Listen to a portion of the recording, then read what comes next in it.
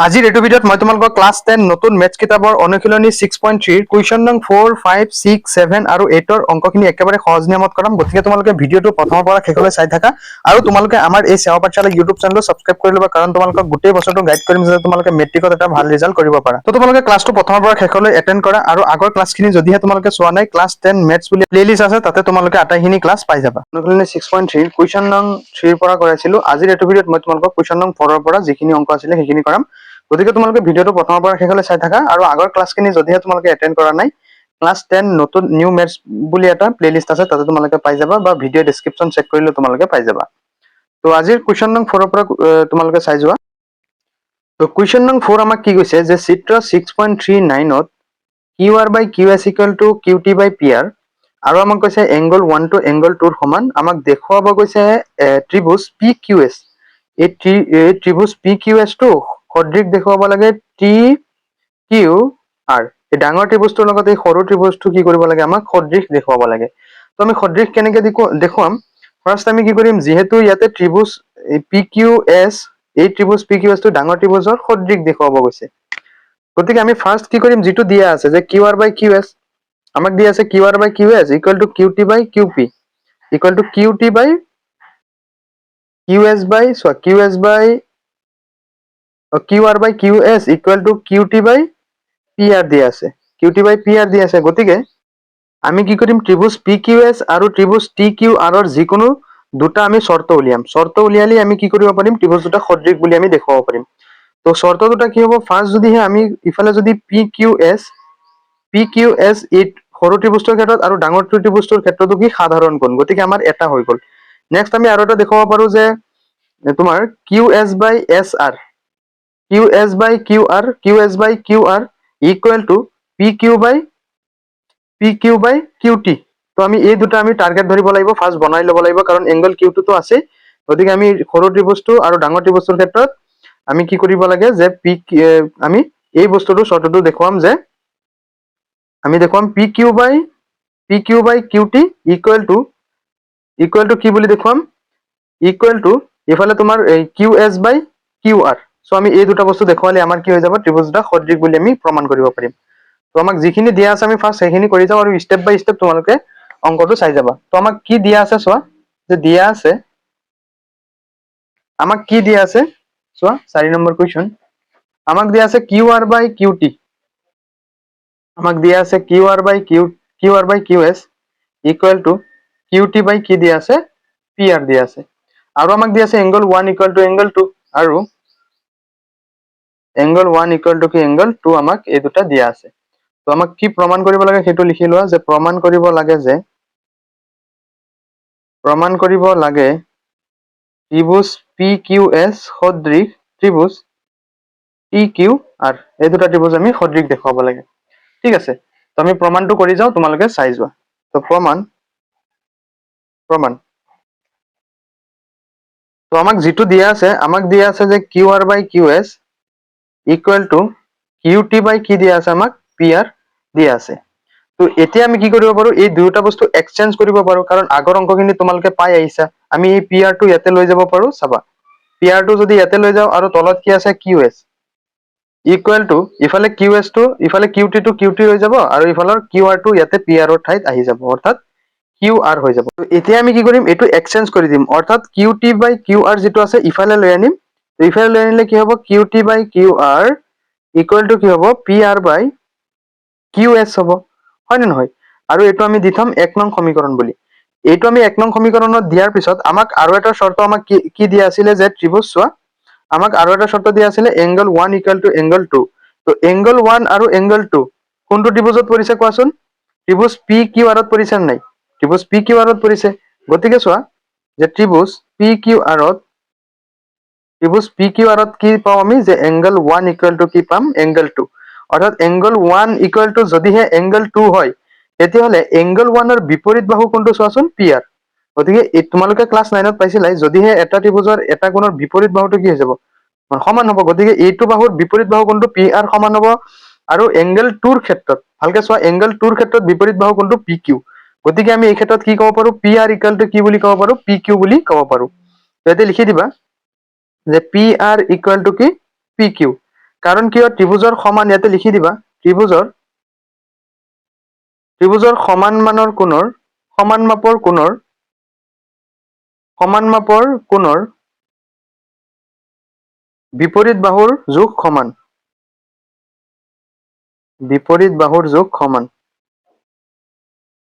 বিপৰীত বাহুৰ যোগ কি হয় সমান হয়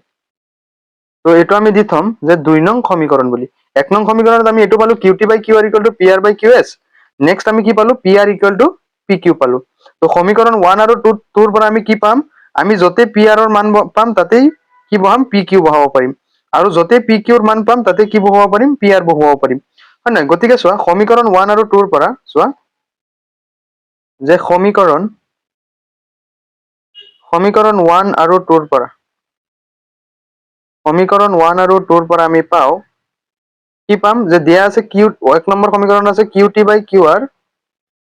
equal to pr আছে নহয় এতিয়া pr ৰ খলনি আমি কি বহুৱাব পাৰিম pq বহুৱাব পাৰিম গতিকে pq by qs বুলি আমি এনেকে বহুৱাব পাৰিম হয় নে নহয়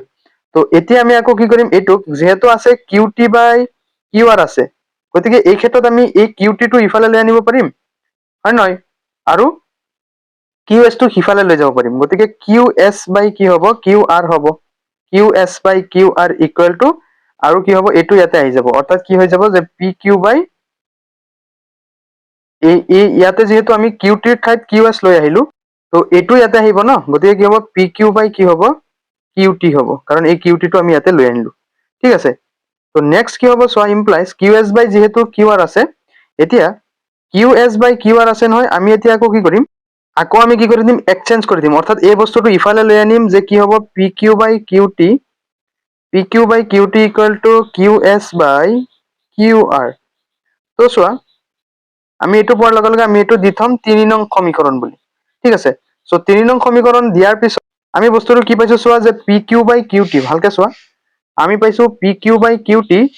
equal to qs by qr equal to কি পাইছো qs by qr আমি পাইছো অৰ্থাৎ আমাৰ এই দুটা এটা শৰ্ত আমাৰ হৈ গল আৰু এটা শৰ্ত আমি অলৰেডি পাই থৈছিলো যে angle q equal to angle q সাধাৰণ কোণ সো আমি ত্ৰিভুজ দুটা কি কৰিব পাৰিম এতিয়া সদৃশ দেখুৱাব পাৰিম হয় নহয় সো এতিয়া আমাক যি কেইটা ত্ৰিভুজ আমাক প্ৰমাণ কৰিব দিছিলে যে ত্ৰিভুজ PQS আমাক কি প্ৰমাণ কৰিব দিছিলে ত্ৰিভুজ PQS আৰু ত্ৰিভুজ TQR সো ত্ৰিভুজ TQR আৰু ত্ৰিভুজ TQR ৰ পৰা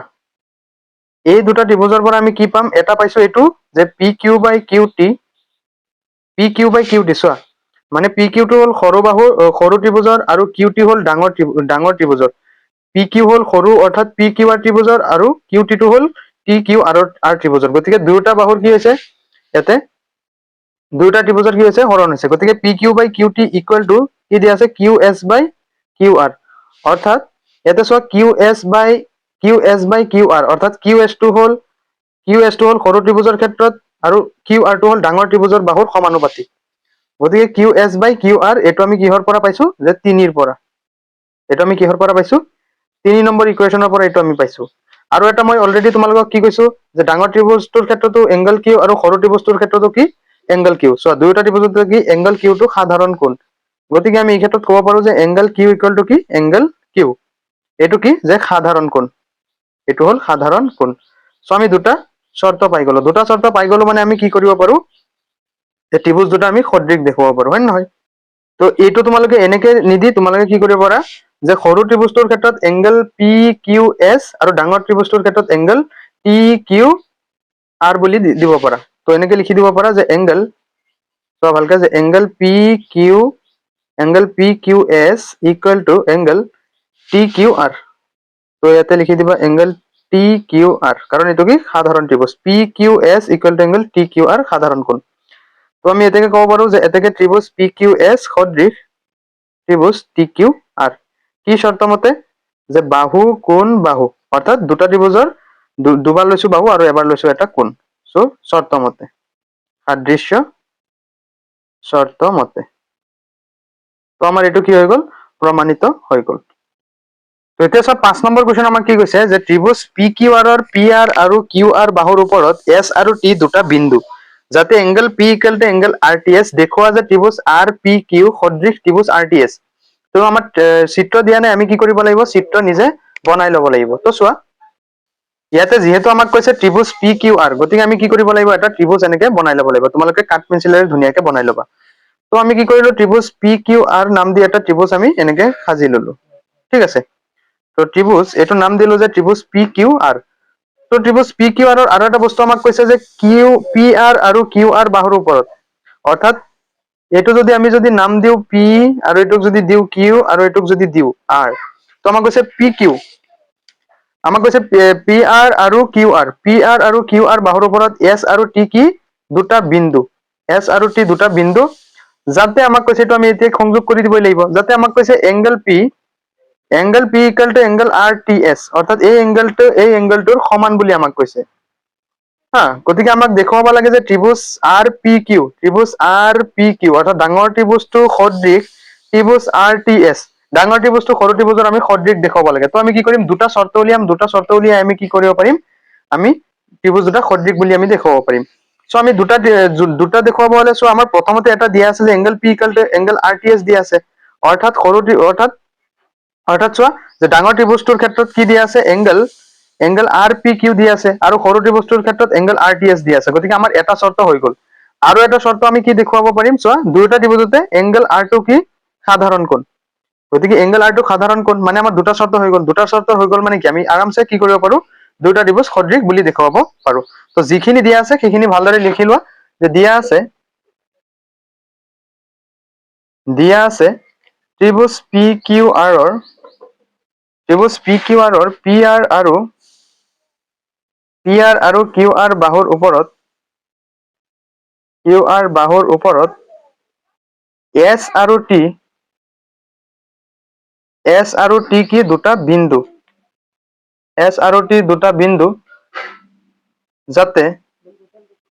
যাতে কি দিয়া আছে, angle P equal to angle R T S, এইটো আমাক দিয়া আছে। তো আমি দেখুৱাব লাগে বা প্ৰমাণ কৰিব লাগে যে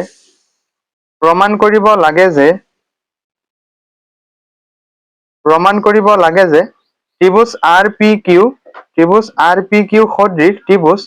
আৰ টি এছ। তো আমি এই দুটা ত্ৰিভুজ কি দেখুৱাম, সদৃশ দেখুৱাম। আৰু মই তোমালোকক অলৰেডি দুটা চৰ্ত কৈছোৱেই, তো এতিয়া আমি কি কৰি যাম, ডাইৰেক্ট প্ৰমাণ কৰি যাম যে প্ৰমাণ ত্ৰিভুজ আৰ পি কিউ আৰু ত্ৰিভুজ আৰ টি এছৰ পৰা, এই দুটা ত্ৰিভুজৰ পৰা আমি কি পাম, এটা আমাকতো দিয়া আছে, গতিকে আমি কি লিখিম যে এংগেল আৰ পি কিউ, এই দুটা ত্ৰিভুজৰ পৰা কি পাম, angle R P Q equal to angle কি পাম, R P Q equal to R T S, হয় নহয়? গতিকে আমি লিখিম যে equal to angle R T S, আৰু এইটো আমাক কি, এইটো দিয়া আছে, গতিকে এইটো চৰ্তত লিখিবা যে দিয়া আছে। ঠিক আছে, ব্ৰেকেটত লিখি দিবা দিয়া আছে। তো আমি এটা পাই গলো, আৰু এটা আমি চৰ্ত কি উলিয়াব পাৰো, যে এংগেল আৰ ইকুৱেল টু কি এংগেল আৰ, অৰ্থাৎ ডাঙৰ ত্ৰিভুজটোৰ ক্ষেত্ৰত এংগেল পি আৰ কিউ, ডাঙৰ ত্ৰিভুজটোৰ ক্ষেত্ৰত এংগেল পি আৰ কিউ, আৰু সৰু ত্ৰিভুজটোৰ ক্ষেত্ৰত আমি কি পাম,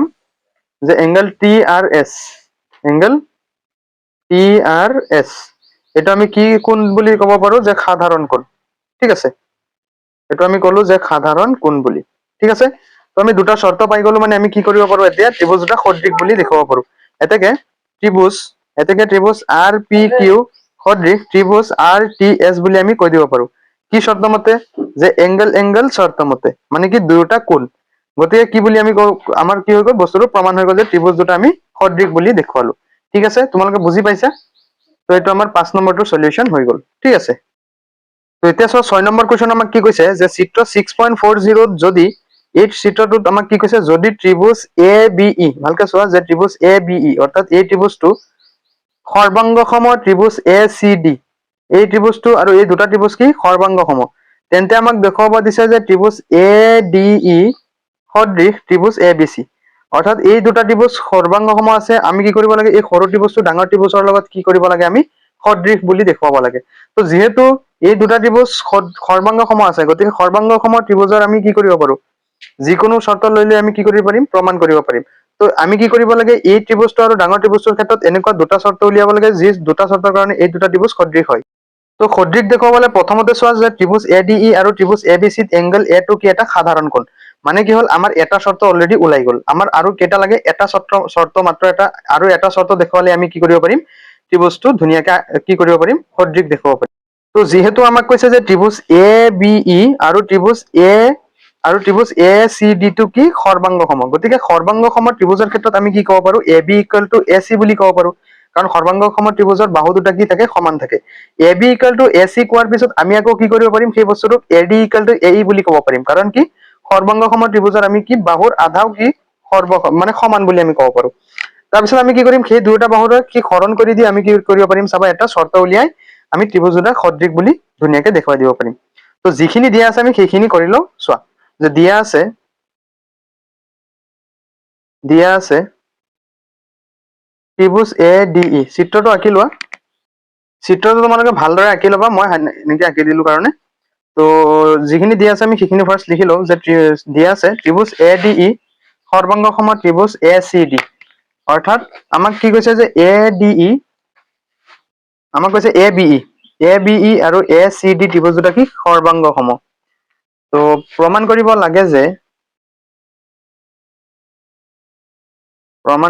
লাগে যে ত্ৰিভুজ ADE সদৃশ ত্ৰিভুজ ABC অৰ্থাৎ ADE আৰু ডাঙৰ ত্ৰিভুজটো আমি কি কৰিব লাগে সদৃশ দেখুৱাব লাগে ঠিক আছে তো প্ৰমাণ চোৱা তো প্ৰমাণ যি দুটা ত্ৰিভুজ সৰ্বাংগ সম দিয়া আছে আমি সেই দুটা ত্ৰিভুজৰ পৰা কি পাম যে ত্ৰিভুজ ADE আৰু ত্ৰিভুজ ACD ৰ পৰা এই দুটা ত্ৰিভুজৰ পৰা আমি কি পাম যিহেতু ত্ৰিভুজ দুটা সৰ্বাংগ সম বুলি কৈছে গতিকে আমি কি ক'ব পাৰিম যে এতেকে AB = কি পাম AC পাম AB = AC পাম যিহেতু ত্ৰিভুজ ADE সৰ্বাংগ সম ত্ৰিভুজ ACD ঠিক আছে তো এটা আমি পালো তো সৰ্বাংগ সম ত্ৰিভুজৰ বাহু দুটা সমান বুলি পালো তো AB ৰ আধা কি যে AD আৰু AC ৰ আধা কি AE গতিকে AD = কি AE তো এইটো আমি দি থম 1 নং সমীকৰণ বুলি আৰু এইটো আমি দি থম 2 নং সমীকৰণ বুলি ঠিক আছে তো এইটো বুজি পাইছা তো 1 নং 2 নং সমীকৰণক এতিয়া আমি কি কৰি দিম 1 নং সমীকৰণক 2 নং সমীকৰণেৰে হৰণ কৰি দিম তো চোৱা যে সমীকৰণ 1ক সমীকৰণ 2ৰে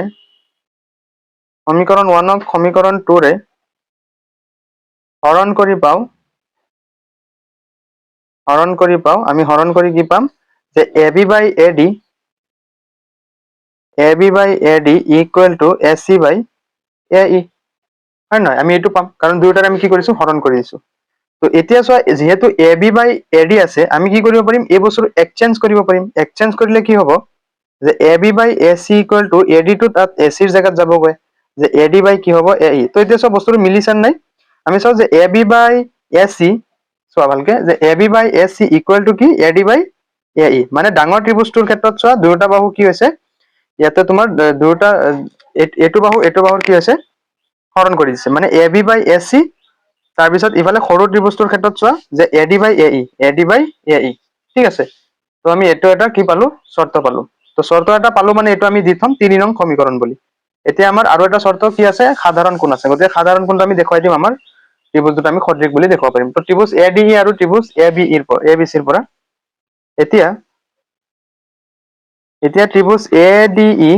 আৰু ত্ৰিভুজ ABC ৰ পৰা এই দুটা ত্ৰিভুজৰ পৰা আমি কি পাম 1 নম্বৰ এইটো দিয়া আছে যে AD/AE এইটো তুমি এনেকৈ লিখিব পাৰা যে AD/AE = AB/AC হয় নহয় যে AD/AE = AB/AC যেহেতু ইয়াতে ত্ৰিভুজ ADE অৰ্থাৎ সৰু ত্ৰিভুজটোৰ কথা কৈছে সেইটো কাৰণে সৰু ত্ৰিভুজৰ যি দুটা বাহু আছে যে AD/AE সেইটো আমি ফাৰ্ষ্ট লিখি ললো একেটা কথাই হয় নহয় এইটো কৰ পৰা পালো যে 3 ৰ পৰা কৰ পৰা পালো 3 ৰ পৰা ঠিক আছে তো আৰু এটা বস্তু মই তোমালোকক কি কৈছিলো যে এই ডাঙৰ ত্ৰিভুজটো আৰু সৰু ত্ৰিভুজটোৰ ক্ষেত্ৰত এংগল A যিটো আছে এইটো চোৱা এংগল A টো কি সাধাৰণ কোণ গতিকে সৰু ত্ৰিভুজটোৰ ক্ষেত্ৰত কি হ'ব যে এংগল DAE গতিকে লিখিবা যে এংগল DAE = ডাঙৰ ত্ৰিভুজটোৰ ক্ষেত্ৰত কি হ'ব এংগল BAC গতিকে লিখি দিবা এংগল BAC কিয় এইটো কি সাধাৰণ কোণ এইটো হ'ল সাধাৰণ কোণ গতিকে আমি দুটা শৰ্ত পাই গৈছো মানে আমি এতিয়া কি ক'ব পাৰিম যে এতেকে ত্ৰিভুজ ADE সদৃশ ত্ৰিভুজ ABC কি শৰ্ত মতে আমি এটো প্ৰমাণ কৰিলো যে দুটা বাহু আৰু এটা কোণ অৰ্থাৎ সাইড এঙ্গেল সাইড শৰ্ত মতে ঠিক আছে সো এটোই আমাক দিছিলে প্ৰমাণ কৰিবলৈ গতিকে আমাৰ এটো 6 নম্বৰ কোৱেশ্চনটোৰ সলিউশন হৈ গল ঠিক আছে তো এতিয়া চোৱা 7 নম্বৰ কোৱেশ্চন আমাক কি কৈছে যে চিত্ৰ 6.41 ত ত্ৰিভুজ ABC ৰ AD আৰু CE দুডাল উন্নতি তো আমাক এটো 6.41 ত চোৱা যে ত্ৰিভুজ ABC অৰ্থাৎ ডাঙৰ ত্ৰিভুজ যেটো আছে ইয়াৰে AD আৰু CE দুটা কি উন্নতি উন্নতি দুটালে কি কৰিছে P বিন্দুত ছেদ কৰিছে কি বিন্দুত ছেদ কৰিছে P বিন্দুত ছেদ কৰিছে চোৱা হয় নহয় দেখুৱাব লাগে যে ত্ৰিভুজ AEP ভালকে চোৱা যে ত্ৰিভুজ AEP এইটো ত্ৰিভুজ সদৃশ CDP এইটো ত্ৰিভুজৰ সদৃশ দেখুৱাব লাগে তো চোৱা আমি এটা এই দুটা ত্ৰিভুজ কেনেকৈ কৰিব পাৰিম একেবাৰে ইজি কাৰণ চোৱা এটা 90 ডিগ্ৰী আছে হয় নে নহয় 90 ডিগ্ৰী আছে আৰু এটা এইটো আমি বিপৰীত কোণ বুলি দেখুৱাব পাৰো মানে ত্ৰিভুজটো সদৃশ হৈ গল নেক্সট দুই নম্বৰটো কেনেকৈ কৰিম যে ত্ৰিভুজ ABD কি আছে ত্ৰিভুজ ABD সদৃশ চোৱা দুই নম্বৰটো আমি ABD সদৃশ ত্ৰিভুজ CBE অৰ্থাৎ এই ত্ৰিভুজটো আৰু এই দুটা ত্ৰিভুজ আমি কি দেখুৱাব লাগে সদৃশ দেখুৱাব লাগে তো এই দুটা ত্ৰিভুজ আমি কেনেকৈ সদৃশ দেখুৱাম তো ইয়াৰে চোৱা যে এংগল B2 কি সাধাৰণ কোণ আছে এংগল B2 কি সাধাৰণ কোণ হয় নহয় তাৰপিছত আৰু এটা বস্তু আমি দেখুৱাব পাৰো যে ইয়াতে ত্ৰিভুজ AEP ইকুৱেল টু ADB কাৰণ দুইটা কি 90 ডিগ্ৰী গতিকে ত্ৰিভুজ দুটা কি হ'ব সদৃশ হ'ব তো এনেদৰে বাকি কেইটা আমি কি কৰিব পাৰিম এনেকৈ সদৃশ দেখুৱাব পাৰিম তো তোমালোকে ভিডিঅটো চাই থাকা আৰু তোমালোকে লগে লগে বস্তুখিনি বুজি যাবা চাবা একেবাৰে ইজি হৈ যাব তো যিখিনি আমাক দিয়া আছে আমি সেইখিনি ফাৰ্স্ট লিখি লওঁ যে দিয়া আছে আমাক কি দিয়া আছে ABC ত্ৰিভুজৰ AD আৰু CE উন্নতি দুডাল P বিন্দুত কি কৰে ছেদ কৰে তো সেই বস্তুটো তোমালোকে লিখি ল'বা দিয়া আছে ABC ত্ৰিভুজৰ BC আৰু ABC ত্ৰিভুজৰ কি BC আৰু AB ৰ ওপৰত চোৱা যে BC আৰু AB ৰ ওপৰত থকা BC ৰ ওপৰত কি আছে যে AD হয়নে BC ৰ ওপৰত কি আছে AD আৰু AB বাহুৰ ওপৰত কি আছে লম্ব CE দুডাল উন্নতি CD দুডাল কি উন্নতি যিয়ে P বিন্দুত কি কৰে ছেদ কৰে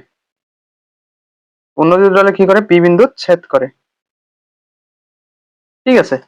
তো আমি যিখিনি প্ৰমাণ কৰিব লাগে সেইখিনি লিখি লওঁ যে চোৱা প্ৰমাণ কৰিব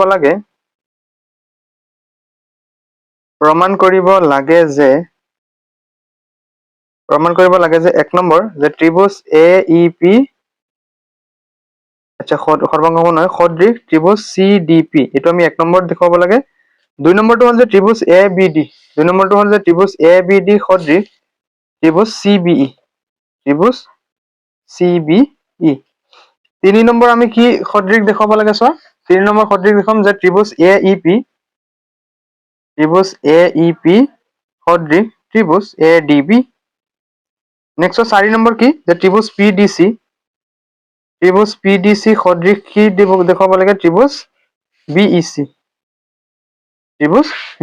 সো আমি এই চাৰিটা কি কৰিম প্ৰমাণ কৰিম তো তোমালোকে প্ৰমাণটো প্ৰথমৰ পৰা শেষলৈ চাই থাকা আমি এক নম্বৰতে এতিয়া প্ৰমাণ কৰিম চোৱা তো চোৱা প্ৰমাণ চোৱা যিহেতু আমাক দিয়া আছে যে AD চোৱা ভালকে যে AD যিটো আছে লম্বটো এটো BC বাহুত গৈ পৰিছে গতিকে আমি কি কৰিব পাৰো যে AD লম্ব BC আৰু ইফালে AB লম্ব কি হ'ব AB লম্ব বা তোমাৰ ক'ব পাৰা যিটো লম্ব আছে সেইটো ফাৰ্স্ট লিখা যে CE কি হ'ব যে CE লম্ব AB লম্বডাল AB বাহুত ওলমি আছে এনেকৈ হ'ব এইটো বস্তুটো বুজি পাইছা তো চোৱা আৰু এই বস্তুটো আমি কেনেকৈ পাইছো যেহেতু এইটো আমাক কুৱেশ্যনটোতে মেনশ্যন কৰা আছে সো এইটো আমি দি দিম যে দিয়া আছে ঠিক আছে তো চোৱা যেহেতু BC বাহুৰ ওপৰত AD যিটো উন্নতি সেইডালে কি কৰিছে লম্ব হৈ আছে গতিকে আমি এই ক্ষেত্ৰত কি ক'ব পাৰো আৰু ইফালে AB বাহুত কি CE টো এটা লম্ব তো আমি কি ক'ব পাৰো যে AEC ইকুৱেল টু CDA বুলি আমি ক'ব পাৰো নাই চোৱা ভালকে যে AEC ইকুৱেল টু CDA কি হ'ব 90 ডিগ্ৰী বুজি পাইছা নাই তো আমি এনেকৈ লিখিম যে এতেকে angle AEC equal to angle CDA কিমান ডিগ্ৰী ইকুৱেল টু 90 ডিগ্ৰী আৰু এইটো দি থম আমি 1 নং সমীকৰণ বুলি ঠিক আছে বুজি পাইছা তো তাৰ পিছত চোৱা আৰু এটা বস্তু আমি কি অৰ্থাৎ কি হ'ব যদিহে AEC equal to angle CDA equal to 90 degree বুলি আমি দেখুৱাইছো তো এই ক্ষেত্ৰত আমি কি ক'ব পাৰো যে এংগল AEP বুলি ক'ব পাৰো নাই অৰ্থাৎ AEC ৰ ক্ষেত্ৰত যেহেতু আমাক কৈছে যে প্ৰথমতে যদি আমি এংগল AEC বুলি কওঁ তেতিয়াহ'লে এইটো এংগল AEP বুলিও ক'ব পাৰা ন গতিকে লিখিবা যে AEC ৰ সলনি অৰ্থাৎ এংগল AEP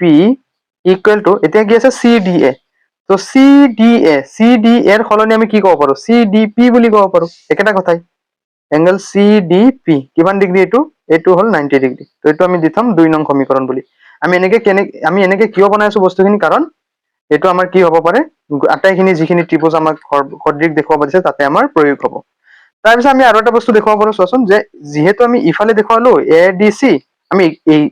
এইফালে এনেকে দেখুৱাব পাৰো যে ADB ভালকে চাবা আমি এনেকে দেখুৱাব পাৰো নাই যে ADB equal to angle CEB মানে এইটো 90 ডিগ্ৰী এইটো 90 ডিগ্ৰী বুলি আমি এনেকে দেখুৱাব পাৰো নাই দেখুৱাব পাৰো একেদৰে এংগল কি কৈছো যে এংগল ADB ইকুৱেল টু কি দেখুৱাব পাৰো ইকুৱেল টু এংগল CEB কিমান ডিগ্ৰী এইটো যে 90 ডিগ্ৰী তো এইটো আমি দি থম তোমাৰ 3 নং সমীকৰণ বুলি ঠিক আছে তো আমি কি পাম যে 2 আৰু 3 ৰ পৰা কি পাম আমি চোৱা 2 আৰু 3 ৰ পৰা আমি পাম যে এই চাৰিওটা কোণ কি হ'ব সমান হ'ব তো চোৱা যে 2 আৰু 3 ৰ পৰা কি পাম angle AEP equal to angle CDP equal to angle ADB equal to angle CEB এইটো আমি দি থম 4 নং সমীকৰণ বুলি ঠিক আছে তো তাৰপিছত চোৱা আমি এইখিনি হৈ যোৱাৰ পিছত এতিয়া আমি ষ্টেপ বাই ষ্টেপ কি কৰিম আটাইখিনি প্ৰমাণ কৰি যাম তো 1 নম্বৰটো কি দিয়া আছে চোৱা 1 নম্বৰটো আমাক দিয়া আছে যে ত্ৰিভুজ AEP আৰু ত্ৰিভুজ CDP সদৃশ দেখুৱাব লাগে তো ত্ৰিভুজ AEP আৰু ত্ৰিভুজ CDP ৰ পৰা এই দুটা ত্ৰিভুজৰ পৰা আমি কি পাম চোৱাচোন যে AEP ফাৰ্ষ্ট টাৰ্গেট কৰি ল'বা যে AEP এই ত্ৰিভুজটো আৰু CDP অৰ্থাৎ এই দুটা ত্ৰিভুজৰ পৰা আমি কি এই দুটা ত্ৰিভুজৰ পৰা আমি angle AEP equal to angle CDP পাম কাৰণ দুইটা 90 ডিগ্ৰী এইটো চোৱা 2 নং সমীকৰণত পাইছো যে AEP ইকুৱেল টু CDP তো এটা শৰ্ত পাই গৈছো মানে আমি লগে লগে লিখি ল'ম নহলে পাহৰি যাবা যে AEP equal to angle CDP হয় নহয় ক'ৰ পৰা পাইছা এইটো 2 ৰ পৰা মানে দুইটা কি 90 ডিগ্ৰী গতিকে ইমানখিনি লিখাৰ দৰকাৰ নাই গতিকে লিখি দিবা ডাইৰেক্ট যে 2 ৰ পৰা আমি এইটো শৰ্ত পাইছো তো এটা শৰ্ত পাইছা মানে এই দুটা ত্ৰিভুজৰ পৰা আৰু এটা কি শৰ্ত পাব পাৰা কোৱাচোন আৰু এটা আমি পাম যে বিপ্ৰতীপ কোণ অৰ্থাৎ APE angle APE equal to angle CPD কাৰণ কি এই দুটা বিপ্ৰতীপ কোণ গতিকে লিখি দিবা যে angle APE equal to angle CPD কি কোণ এইটো যে বিপ্ৰতীপ কোণ অৰ্থাৎ আমি দুটা শৰ্ত দেখুৱালো মানে কি হ'ব এতেকে ত্ৰিভুজ AEP সদৃশ ত্ৰিভুজ CDP কি শৰ্ত মতে এঙ্গেল শৰ্ত মতে তো আমাৰ 1 নম্বৰটোৰ কি হৈ গল সলিউশন হৈ গল তো নেক্সট আমি 2 নম্বৰটো এতিয়া কৰিম সো 2 নম্বৰটো আমাক কি দিয়া আছে যে ত্ৰিভুজ ABD 2 নম্বৰটো আমাক দিয়া আছে ABD আৰু কি দিয়া আছে CBE আৰু কি দিয়া আছে CBE সো ABD আৰু CBE এই দুটা ত্ৰিভুজ আমি কি কৰিব লাগে সদৃশ দেখুৱাব লাগে তো এই দুটা ত্ৰিভুজৰ পৰা আমি কি পাম চোৱাচোন ভালকে চোৱা যে ABD আৰু CBE এই ABD ত্ৰিভুজ আৰু এই CBE এই দুটা ত্ৰিভুজৰ পৰা কি পাবা চোৱাচোন এটাতো আমি পাম যে angle B equal to angle B সাধাৰণ কোণ এংগল B কি পাম সাধাৰণ কোণ পাম আৰু এটা বস্তু আমি কি দেখুৱাম যে angle ADB equal to angle CEB এইটো সব 3 নং সমীকৰণত আমি কি দেখুৱাইছিলো যে এংগল ADB অৰ্থাৎ angle ADB equal to angle কি CEB মানে দুইটা কি 90 ডিগ্ৰী গতিকে আমাৰ দুটা শৰ্ত হৈ গল মানে কি আমি দুটা ত্ৰিভুজ কি কৰিব পাৰো সদৃশ দেখাব পাৰো তো ত্ৰিভুজ ABD আৰু ত্ৰিভুজ CBE এৰ পৰা আমি কি পাম যে 3 নং সমীকৰণত যেটো পাইছো angle ADB equal to angle CEB ক'ৰ পৰা পাইছা যে 3 ৰ পৰা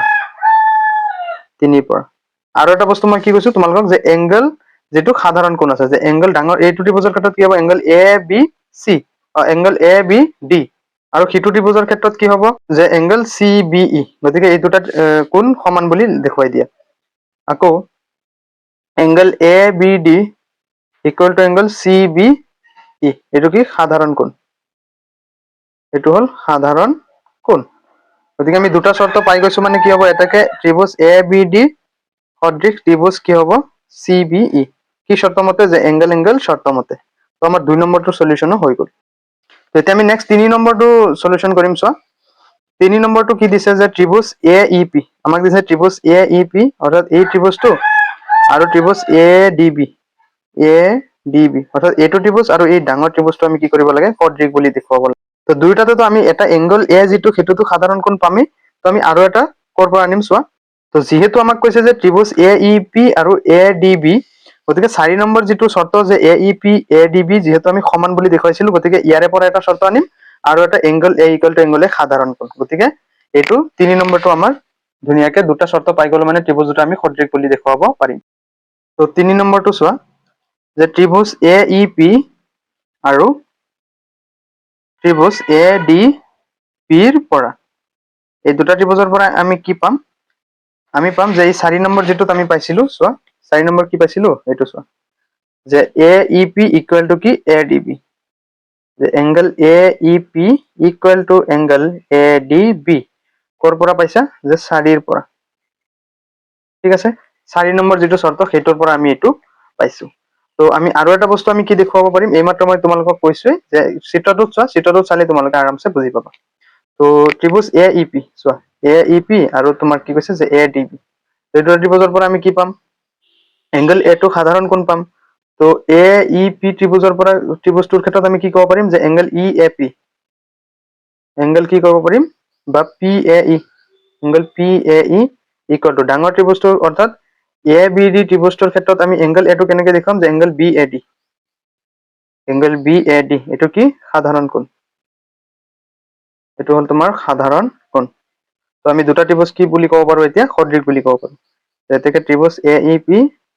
সদৃশ ত্ৰিভুজ ADB কি শৰ্ত মতে যে এংগল শৰ্ত মতে তো এটো আমাৰ 3 নম্বৰটো কি হৈ গল সলিউশন হৈ গল নেক্সট আমি এতিয়া 4 নম্বৰটো কৰিম সো 4 নম্বৰ কি যে ত্ৰিভুজ PDC আৰু ত্ৰিভুজ BEC ৰ পৰা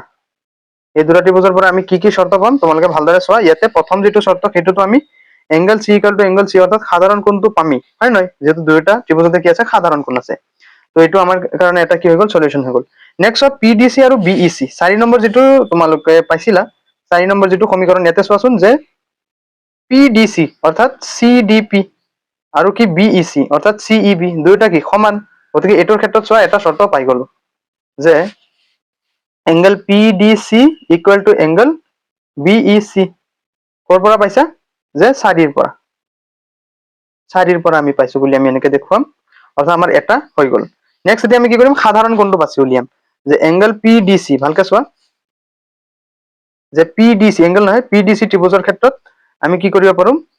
পাৰো এংগল C টো সাধাৰণ কোণ বুলি দেখাব পাৰো তো এংগল PCD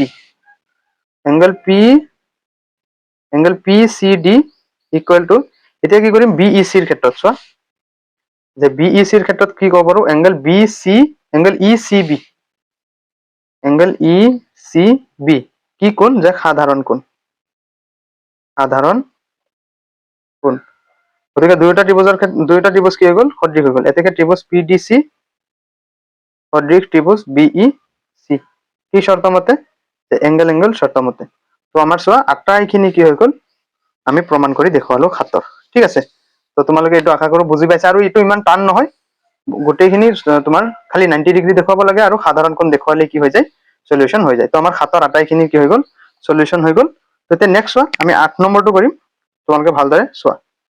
তো এতিয়া চোৱা কুৱেশ্যন নং 8ত আমাক কি কৈছে যে ABCD সামান্তৰিকৰ AD বাহুৰ বৰ্ধিত অংশত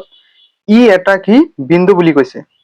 আৰু BE ৰেখাই CD F বিন্দুত কি কৰিছে ছেদ কৰে আমাক দেখুৱাব লাগে ত্ৰিভুজ ABE সদৃশ ত্ৰিভুজ CFB। তো আমাক যেহেতু কৈছে ABCD এটা সামান্তৰিক, গতিকে আমি ABCD এটা সামান্তৰিক আঁকি লম। চোৱা ABCD এটা সামান্তৰিক আঁকি লম।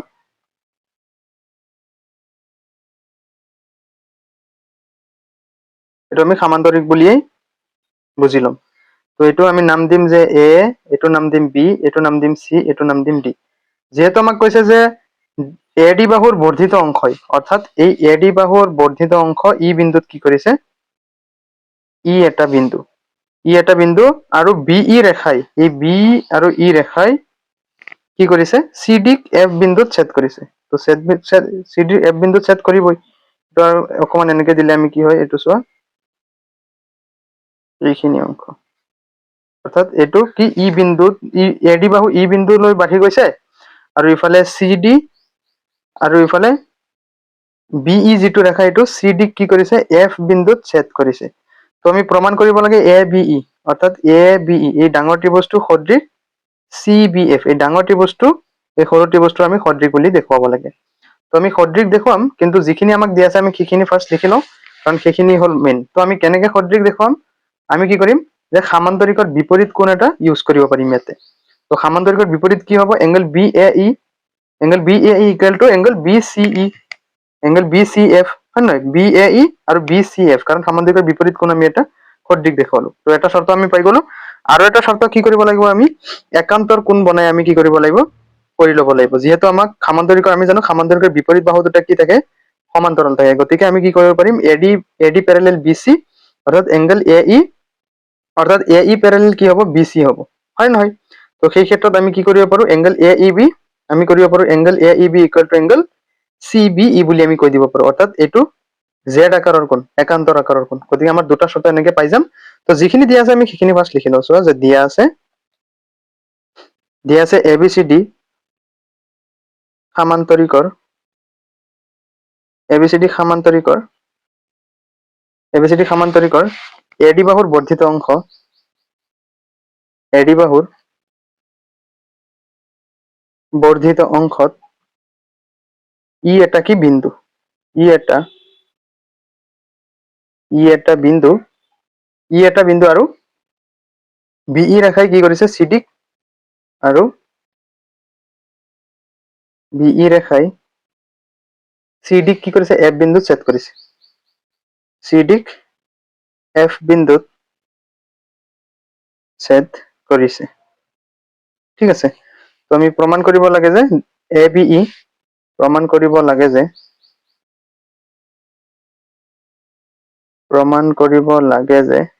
ত্ৰিভুজ ABE সদৃশ ত্ৰিভুজ CBF, এই দুটা ত্ৰিভুজ কি কৰিব লাগে, আমি সদৃশ বুলি প্ৰমাণ কৰিব লাগে। CBF বা CFB একেটা কথাই। তো কি দিয়া আছে, এইটো CFB, আমি লিখিলো যেনিবা CBF, একেটা কথাই, হয় নহয়। তো এতিয়া আমি প্ৰমাণ কৰিম। চোৱা যে প্ৰমাণ যেহেতু সামান্তৰিক, গতিকে ABCD সামান্তৰিকৰ পৰা আমি কি পাওঁ, চোৱা ABCD সামান্তৰিকৰ পৰা আমি পাম যে AD প্যাৰেলেল BC, হয় নহয়। AD বাহু, কাৰণ সামান্তৰিকৰ বিপৰীত বাহু দুটা কি থাকে, সমান্তৰাল থাকে, হয় না। আৰু আমি কি এতিয়াকে আমি কি ক'ব পাৰো যে AE প্যাৰেলেল BC বুলি ক'ব পাৰো, হয় নহয়। আৰু আমি ক'ব পাৰো AE প্যাৰেলেল BC, কাৰণ যিহেতু AD বাহুটো কি ই বিন্দুলৈ বাঢ়ি গৈছে, গতিকে এই ক্ষেত্ৰত আমি AE প্যাৰেলেল BC বুলি ক'ব পাৰো। গতিকে এই দুটা যদি আমি BC বুলি কৈছো, তেতিয়াহ'লে আমি কি বুলি ক'ব পাৰিম যে angle AEB, equal to angle CBE, এইটো আমি কি বুলি ক'ব পাৰো যে একান্তৰ কোণ। জেড আকাৰৰ কোণ মানে কি, একান্তৰ কোণ, হয় নহয়, একান্তৰ কোণ। এইটো দি থবা 1 নং সমীকৰণ বুলি, ঠিক আছে। তো এইটো আমি এটা দেখুৱালো নহয়, অৰ্থাৎ কি হ'ব যে AEB ইকুৱেল টু, তো আমি কি দেখুৱালো, AEB ইকুৱেল টু CBE দেখুৱালো। যে CBE, অৰ্থাৎ এইফালে আমি CBE নেদেখুৱাই CBF বুলি দেখুৱাব পাৰো, মানে সৰু ত্ৰিভুজটোৰ ক্ষেত্ৰত আমাক মিলি যাব। অৰ্থাৎ এইটোৰ সলনি আমি কি বুলি ক'ব পাৰো, এইটো 1 নম্বৰ নিদিবা, এইটো 1 নম্বৰ নিদি তলত দিবা, এইটো তলত দিবা, অৰ্থাৎ angle AEB equal to angle CBE নহয়, এতিয়া F দিবা, একান্তৰ কোণ একান্তৰ কোণ আৰু এইটো দিবা 1 নং সমীকৰণ বুলি তো আমি বস্তুটো এটা শৰ্ত পাই গলো আমাক যেটো প্ৰমাণ কৰিব দিছিল এতিয়া এতিয়া ত্ৰিভুজ ABE আৰু ত্ৰিভুজ CBF আৰু ত্ৰিভুজ CBF ৰ পৰা এই দুটাৰ পৰা আমি কি পাম তো ফাৰ্স্ট আমি যেটো এটো পালো যে একান্তৰ কোণ এটা পালো অৰ্থাৎ angle AEB equal to angle কি CBF তো এটা আমি কোৰ পৰা পালো যে 1 ৰ পৰা ঠিক আছে তো আমাৰ এটা শৰ্ত কি পাই গলো আমি এটা শৰ্ত পাই গলো মানে এতিয়া আমি আৰু এটা শৰ্ত দেখো তো আৰু এটা শৰ্ত আমি কি দেখাব পাৰো যে angle B equal to angle B কি সাধাৰণ কোণ গতিকে ডাঙৰ ত্ৰিভুজটোৰ ক্ষেত্ৰত চোৱাচোন সাধাৰণ কোণ কোনটো হ'ব যে এংগল B যেহেতু আমাক কৈছে গতিকে আমি কি ক'ব পাৰো যে এংগল আমি কি ক'ব পাৰো যেহেতু আমাক সাধাৰণ কোণ দেখুৱাম হয় নাই সাধাৰণ কোণ নেদেখুৱাই তুমি কি কৰিব পাৰা আৰু এটা বস্তু দেখুৱাব পাৰা যে সামান্তৰিকৰ বিপৰীত কোণ যেহেতু আমাক কৈছে যে ABE আমাক কৈছে যে ত্ৰিভুজ ABE সদৃশ ত্ৰিভুজ CBF গতিকে ইয়াতে সাধাৰণ কোণ নেদেখুৱাইও তুমি কি কৰিব পাৰা যে সামান্তৰিকৰ বিপৰীত কোণ বুলি দেখুৱাব পাৰা সামান্তৰিকৰ বিপৰীত কোণ কি হ'ব angle BAE equal to angle BCF অৰ্থাৎ সামান্তৰিকৰ এইটো কোণ আৰু এইটো কোণ কি হ'ব বিপৰীত হ'ব মানে এটাকে angle BAE equal to angle BCF এটাকে যে সামান্তৰিকৰ বিপৰীত কোণ সামান্তৰিকৰ বিপৰীত কোণ মানে কি দুটা শৰ্ত পাই গলো মানে আমি কি কৰিব পাৰিম যে এটাকে ত্ৰিভুজ ABE সদৃশ ত্ৰিভুজ CBF কি শৰ্ত মতে যে এংগল শৰ্ত মতে তো এইটো কি হৈ গল আমাৰ সলিউশন হৈ গল ঠিক আছে তো এইটো তোমালোকে 8 নম্বৰটো চাই লোৱা এইটো আমাৰ কি হৈ গল সলিউশন হৈ গল ঠিক আছে তো স্টুডেন্ট তোমালোকৰ আজি এইটো ক্লাছত মই তোমালোকক কুৱেশ্যন নং 8 ৰ পৰা কৰালো ইয়াৰ নেক্সট ক্লাছত মই তোমালোকক কুৱেশ্যন নং 9 ৰ পৰা বাকিখিনি কৰিম গতিকে ভিডিওটো লাইক কৰি তোমালোকে আমাৰ এই সেৱা পাঠশালা ইউটিউব চেনেলটো সাবস্ক্ৰাইব কৰি ল'বা নেক্সট ভিডিওটো তোমালোকে আজিৰ এই ভিডিও ডেসক্ৰিপশনত পাই যাবা বা তোমালোকে কি কৰিবা ক্লাস 10 নিউ মেথছ বুক বুলি এটা PDF আছে তাতে তোমালোকে পাই যাবা ঠিক আছে গতিকে আজিলৈ আহিছো বাই বাই টেক কেয়াৰ আৰু চেনেলটো সাবস্ক্ৰাইব কৰি ল'বা